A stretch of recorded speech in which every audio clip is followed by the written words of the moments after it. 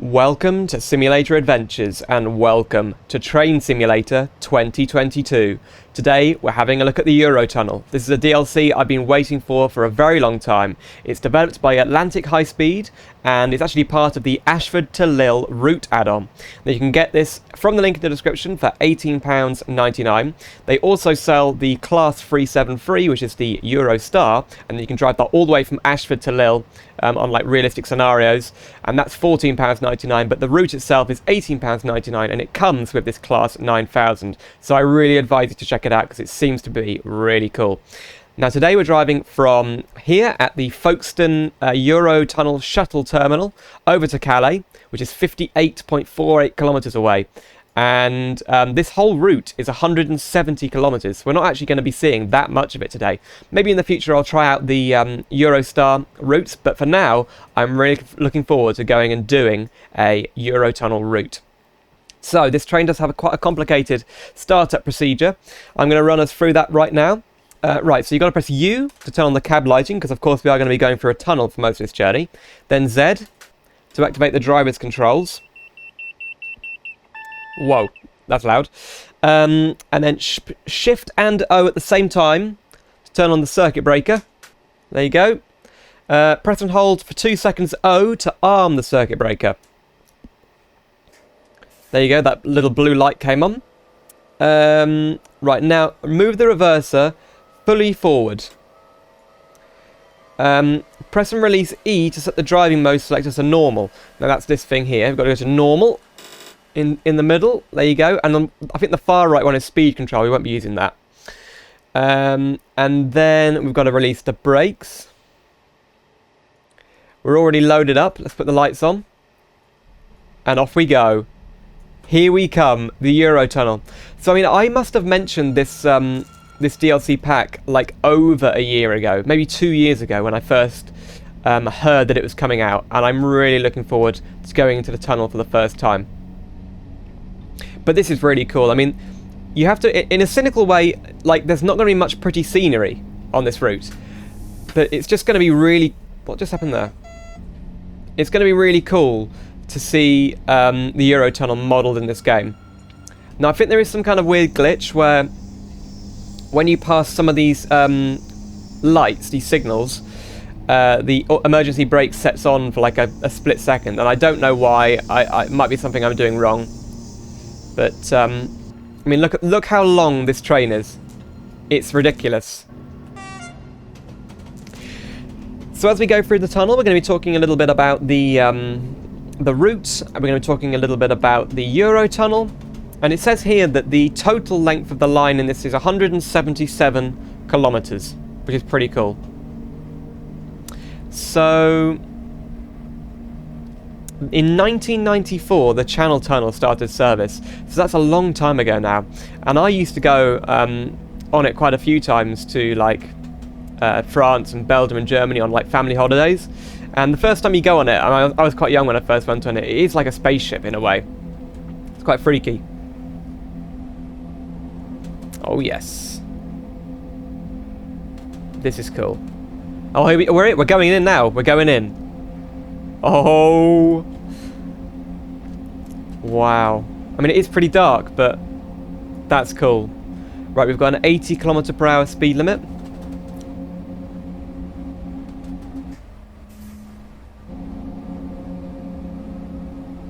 Oh, the circuit breaker's gone off. Right, hold O. There you go. I don't know why that happened.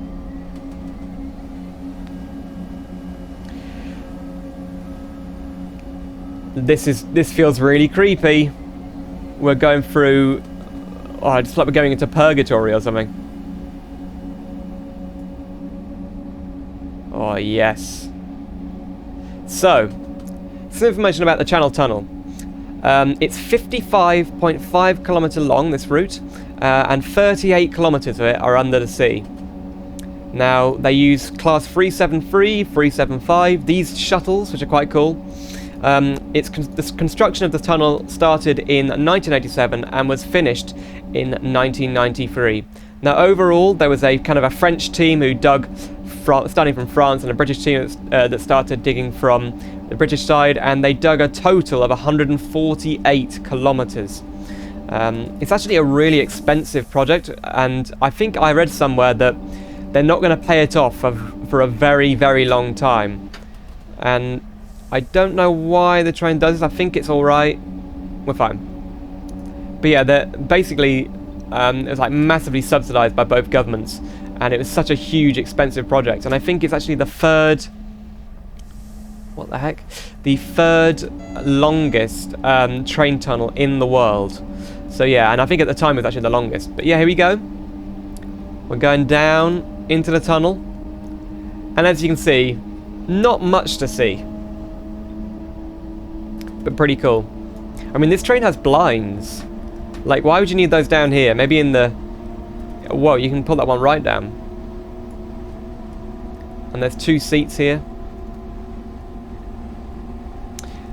But yeah, we could use the speed control, but I don't think there's any point. I don't even... Ah, that's how you use it. You press the F key. Oh, we're speeding, right. We can use a sort of form of retarder here, which isn't really working, so let's just put the brakes on. So the journey through the tunnel should take about 25 to 30 minutes. So we'll be there in about 30 minutes of video time. I mean, I could like edit this down, but to prove to people that this really does exist in its full like length, I want to make this just a continuous video of me driving through the tunnel. So your Atlantic High Speed have also done like TGV routes, and I believe in a way they kind of connect up, or they want to connect them up in some way, because this Eurotunnel route connects to like HS1 in Britain, and then the TGV route, the network, in France. So you could go literally all the way from London, technically, if they join the maps up, through to Lille, or even further south. I don't know where the TGV route goes. But that's like 300 miles of route.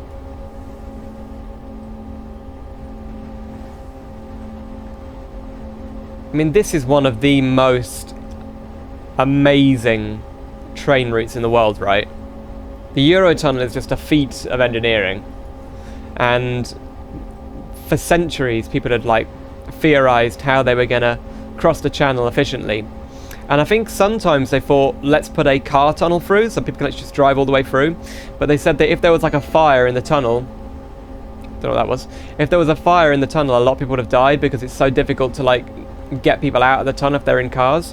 Whereas with this, I think they have had fires in the tunnel, but I don't know if there's any fatalities. I think there maybe was 1 or 2, but generally this is a really safe and efficient way of doing it. Oh yes. And of course, the ferries that that was weird. The ferries that usually cross the channel have been completely, their trade has been completely demolished by this, right? For a lot of people, this is just a better way, especially for truckers, because truckers have to spend so much less time doing it, crossing the channel. I mean, I could be in Paris 2 hours earlier than I could have been if I took a ferry, because I don't think they do the catamaran anymore, the kind of high speed, or is it hydrofoil? I don't know that thing. They had one time they had a ferry with like a catamaran, and that's gone, and so are the hovercrafts. The hovercrafts are gone now. But this is still a pretty, cool way to travel. Maybe not as cool as a hovercraft, but probably less. I mean, those hovercrafts are really environmentally damaging. The only hovercraft service in the world anymore is actually between the Isle of Wight and Southampton, I think. But yeah, really cool. I mean, the inside of the tunnel is modelled quite well. I mean, this train isn't like amazingly modelled, but it comes with the route for free, so I can't really complain. Although you can't really have the Eurotunnel without this train, can you really? The Class 9000. Now, there isn't much to see in the Eurotunnel itself. I think at some points there's like crossover parts. So if we look at the map, you see there's a few signals every now and then. Here we go. Here's crossover GBNS1, and somewhere you can kind of see the midway point of the route. This might even be it. I don't know. No, I don't think it is. It's more like here is the Midway. Yeah, the emergency brakes just like to go on for some reason. I don't know why.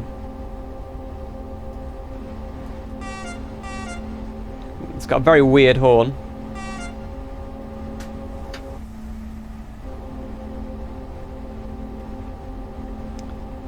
Here we go.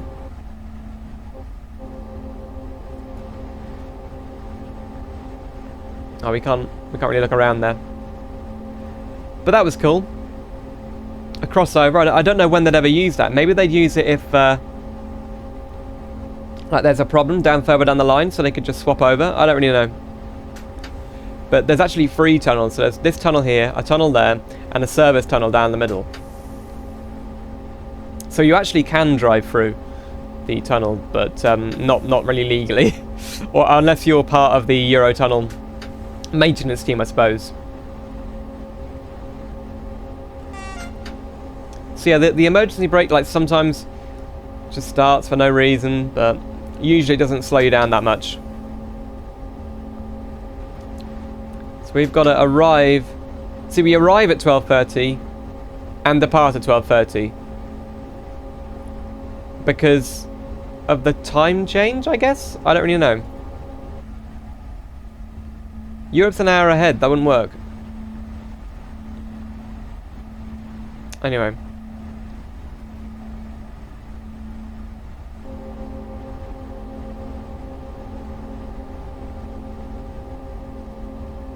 Oh yes. This is cool.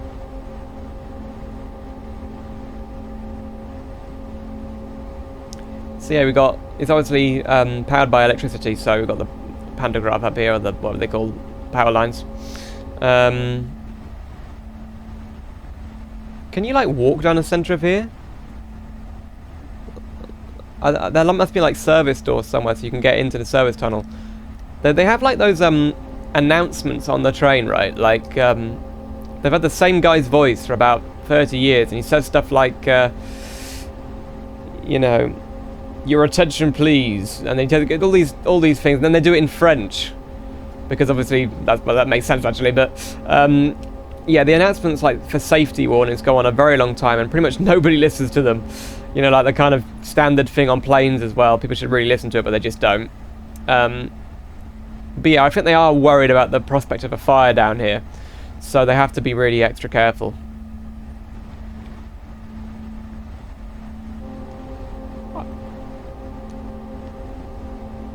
I mean, I really recommend going on the Eurotunnel. It's quite expensive to go in a car, but if you're going between France and Britain, best way to go, for sure. On the French end, they have like a massive supermarket there. On the British end, we've got nothing. It's just a motorway.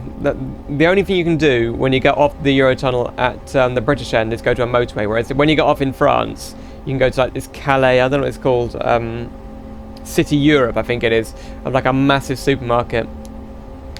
And what people used to do in like the kind of 90s and 2000s before they kind of clamped down on this kind of stuff, people in Britain used to go on something called a booze cruise, where they went on the Eurotunnel to buy cheap alcohol in Europe and came back. And you could do it in a day. It was like a day trip. For the first time ever, you could do that in a day. Which, you know, is crazy.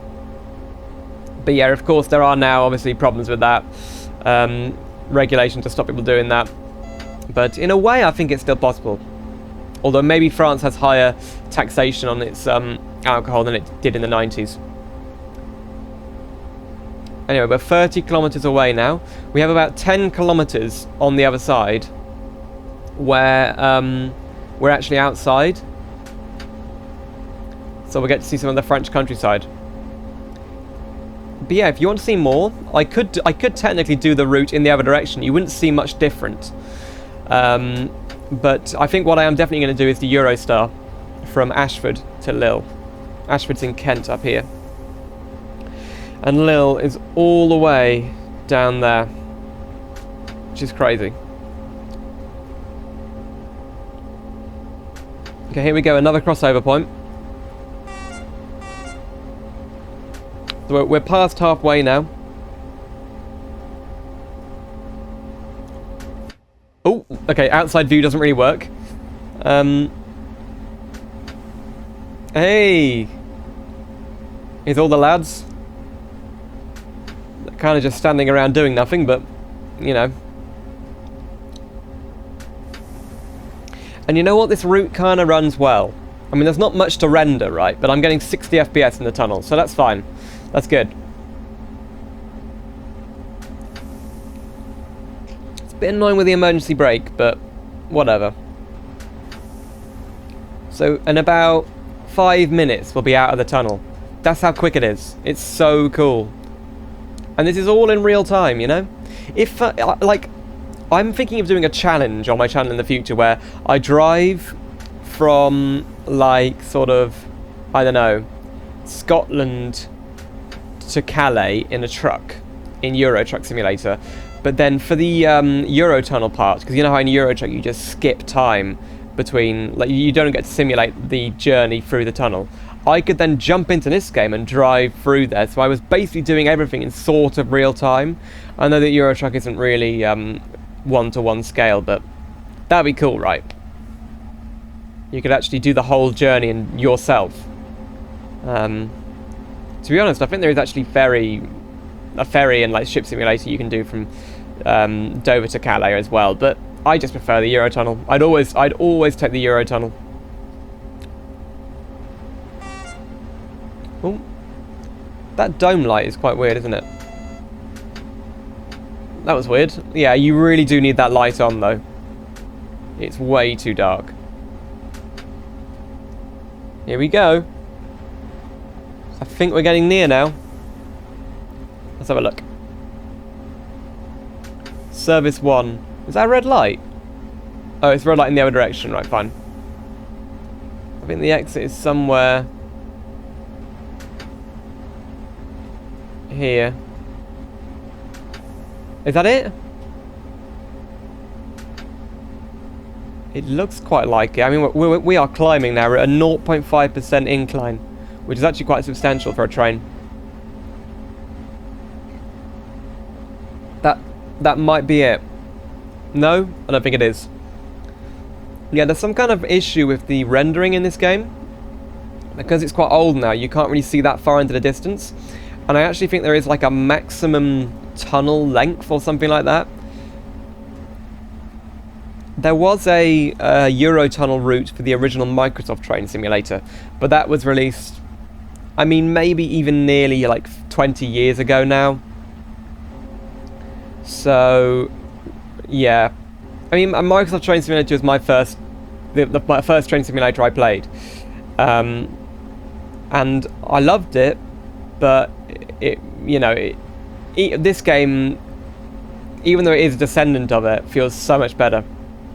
Well, why is this bit a bit lighter? That's weird. And then there's like Trains with a Z, which is another game that was like I played back in the day.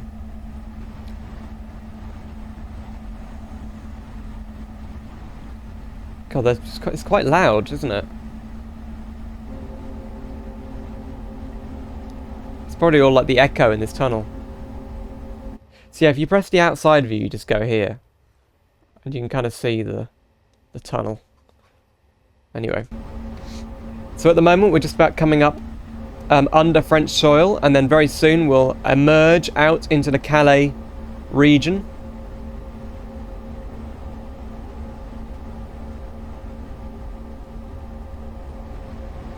Now, every time I see that, I think, that's it. We're coming out of the tunnel, but no. Now, there's a red light here. Does that mean there's a service door? What does the red light mean? Is that just to show we're at French soil or something? I don't know.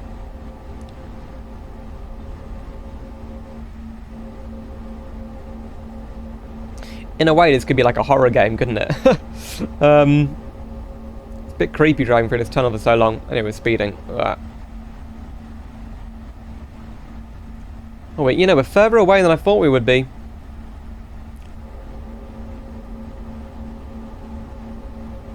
Don't know what all these lights mean. What's that down there? Made in France, made in France. Oh, pressure, right, fine. Some of the textures, I mean, those textures are quite good, but yeah, it's a little bit flat looking. Maybe. This game is outdated. I mean, what the dream for me would be having this route in Train Sim World, right? That'd be so cool.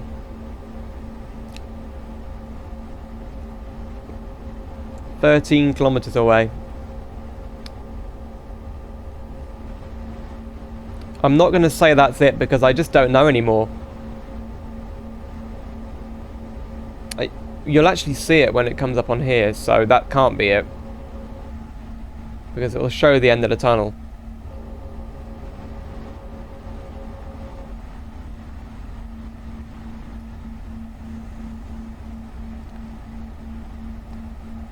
It's a strange sort of noise in here.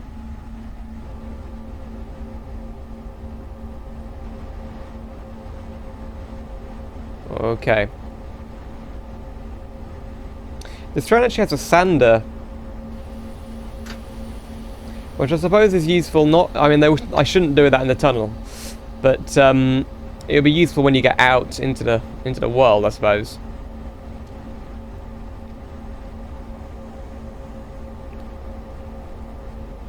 Sander, main wiper. There are, you know, lots of controls in here that you can actually interact with, which is quite cool. Although none of the things on this desk you can interact with, which is kind of annoying. I don't really know what that is, but oh, here we go. That must be it. Here we come. 160 kilometers per hour we need to slow down to. So we'll do that. Now I wonder, can we can't get out the train to like watch the train emerging from the tunnel. Oh, that's really annoying. I wanted to like go outside and then see the train emerging from that famous kind of picture. There it is. Here we go. I can't get out the train. Okay, never mind.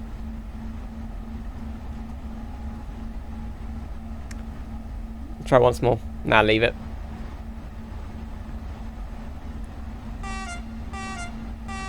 Here we are. We're in France. Let's put the I like to call it a retarder, but I don't think it is. But there you go, look at this. There it is. So cool. Look how long this train is. Oh, we need to brake. Wow. Okay. So we're braking now. We need to slow down to 80 kilometers per hour.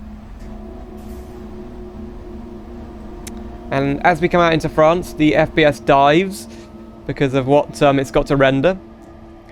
But yeah, I mean, these kind of tall trees, that's very quintessential of the region. Whoa, it just loaded a lot of them out there. And there's a line down here, I don't know what that's for. With a kind of a tunnel, actually. There you go, take off the brake.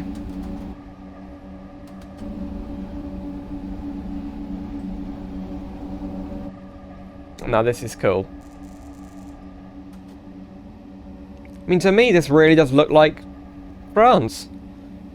I know it's not that different to like Britain, but they've done a really nice job of getting the kind of feel of the Eurotunnel and the feel of like being transported between Britain and France.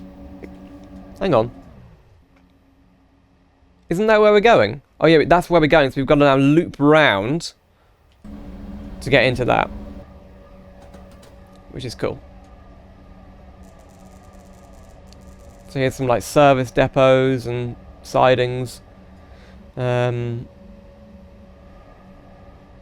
you can see over there, it's all well modelled. For some reason there's a London bus there. That's a bit weird. We'll see that when we get closer, I suppose.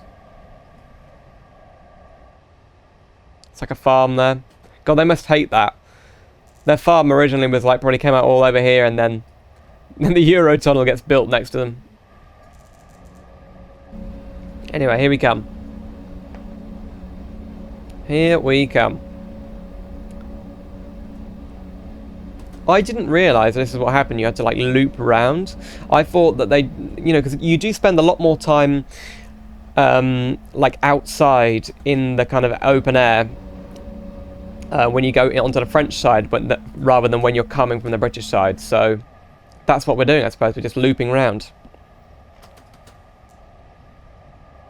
Someone's parked their van there. How does he get off the track? That's weird. So yeah, that was basically the Eurotunnel. Now all we've got to do is park up at the Calais, the French side of the terminal. This view is quite restrictive, like you can't actually see round the corner very well. I wonder why that is. Do the windows need to be that small? Couldn't they have put like a bit of glass here? I don't really know. If you know, maybe let me know down in the comments, because I don't know too much about these trains.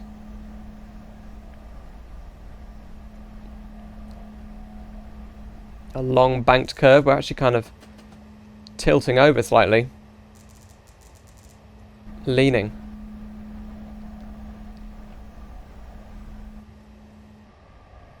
So yeah, if we look at the map, we've got a green light. The other trains would have just continued straight down here and left us behind. Oh yeah, so you can go into Calais as well, which is cool.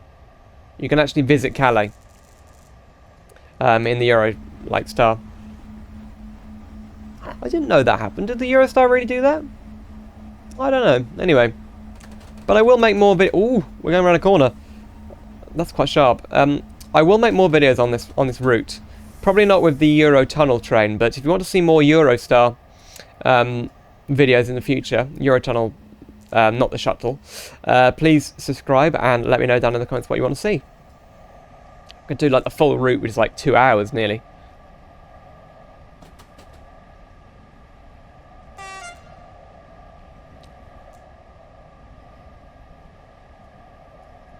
Okay, here we go. Let's go into our seat. As we approach the terminal, where all the cars will get off and drive up these ramps and then be off on their way. In fact, if we just zoom out, you can kind of see. So, I mean, it is really similar to Eurotruck, but you kind of get off, then drive down there. Here's like the truck park where they've got them waiting. Oh, look at that guy. He's going to go. Oh, wow. That's cool. Let's put the brakes on a bit. I don't know where City Europe is. It's like somewhere over here or something. But it's like, you can see it from the terminal usually, so. Maybe it's not being modelled in this, but yeah, still pretty cool.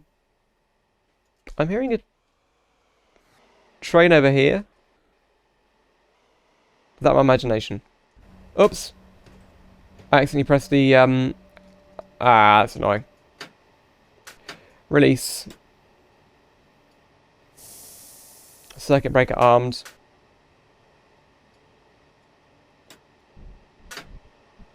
Oh, bad luck. You did not complete the scenario successfully.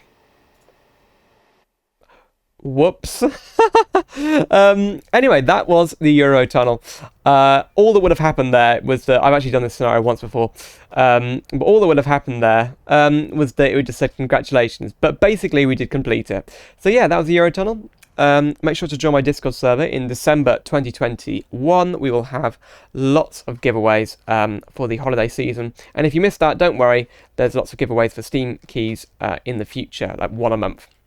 But that was the Ashford to Lille AHS Eurotunnel DLC. I'll leave a link to it down in the description below. I hope you enjoyed it, and I will see you soon for some more simulator adventures. Thanks for watching. Subscribe to see more content from my channel, and check out these videos to see more simulation gaming on Simulator Adventures.